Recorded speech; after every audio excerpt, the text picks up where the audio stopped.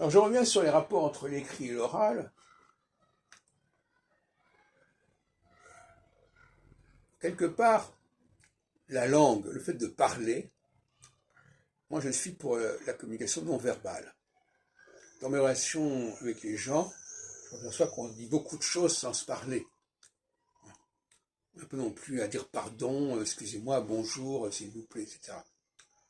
Il faut communiquer par les gestes, par l'attitude, et il n'y a pas besoin de parler.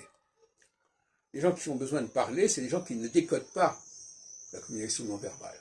Pour toutes sortes de raisons dont j'ai parlé, c'est-à-dire qu'ils n'arrivent pas à s'exprimer visuellement, ils n'arrivent pas à décoder visuellement où en sont les gens. Donc, il faut qu'ils passent par la parole. La parole, c'est une béquille. La parole, c'est toujours un échec. Par exemple, lorsque vous dites pardon, c'est déjà que vous avez échoué à passer devant la personne sans la bousculer, par exemple. C'est pas la peine de dire pardon à tout moment. La parole, c'est vraiment en cas d'échec. On ne parle qu'en cas d'échec. Alors effectivement, avec l'immigration, le problème se pose autrement parce que les gens ne partagent pas le même code visuel et par conséquent, pour toutes sortes de raisons d'ailleurs que j'ai déjà exposées, parce qu'ils n'ont pas l'habitude de ces codes visuels, ils ne savent pas les maîtriser, ils ne savent pas les employer, et donc ils sont obligés d'aller vers la parole. Et c'est un paradoxe parce que souvent ils ne connaissent pas très bien la langue, mais il faut qu'ils parlent. La parole, par conséquent, c'est un pis-aller, la parole. La parole s'inscrit entre le son et la vue.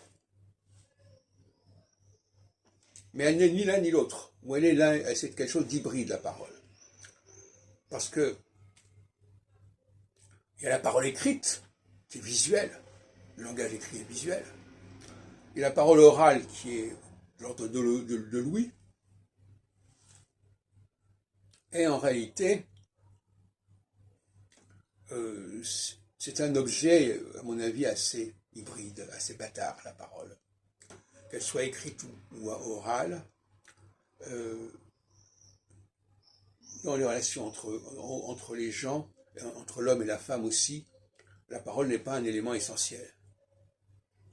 Les relations qu'on peut avoir entre deux personnes ne passent pas nécessairement, ne commencent pas nécessairement par la parole, mais par le regard, par le sourire, par une attitude qui ne dit pas je veux ceci, je veux cela, est-ce que tu peux ceci, est-ce que tu veux cela. Quand on a des hommes qui disent qu'il faut demander à une femme son consentement par écrit ou même en tout cas oralement, alors que ce consentement il peut être donné par le regard, par les yeux, par l'attitude, quelque chose qui ne fonctionne pas. C'est-à-dire ces gens-là sont généralement assez peu doués pour les relations entre hommes et femmes. De la même façon d'ailleurs que la parole, quand on communique visuellement, on communique avec beaucoup plus de gens que par la parole, parce que la parole, il faut être dans la proximité immédiate. Alors que visuellement, on peut communiquer avec quelqu'un qui est à plusieurs mètres de vous. Il faut avoir une bonne vue. Pour moi, c'est fondamental. La vue est un organe social majeur. Si je ne regarde pas l'autre correctement, si je ne le vois pas correctement, on va passer par la parole, et comme je l'ai dit, c'est un pis-aller.